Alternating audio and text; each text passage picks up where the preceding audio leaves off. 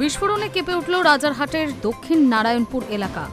গতকাল রাতে দক্ষিণ নারায়ণপুরের সুপারি বাগানের একটি বাড়িতে এই ঘটনা ঘটে। বিস্ফোরণের ঘটনায় জখম হয়েছেন এক ব্যক্তি।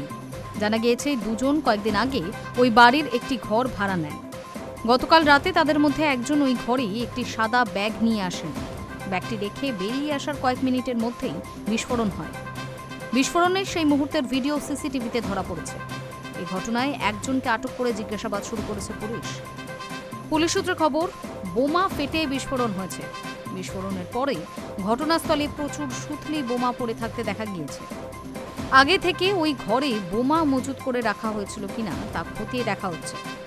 সাদা ব্যাগে করে বোমা আনা হয়ে থাকতে পারে বলেই অনুমান করছেন ওই বাড়ির অন্যান্য ভাড়াটেরা। এই ঘটনায় আতঙ্কিত হয়ে পড়েছেন তারা।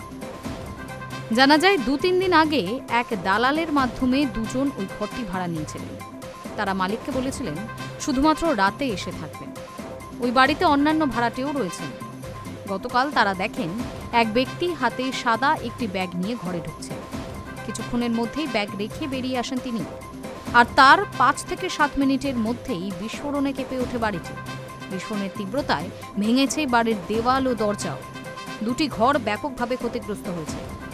যে ঘরে বিস্ফোরণ হয়েছে তার পাশের ঘরের এক ব্যক্তি ছিলেন। তিনি গুরুতর জখম হয়েছেন।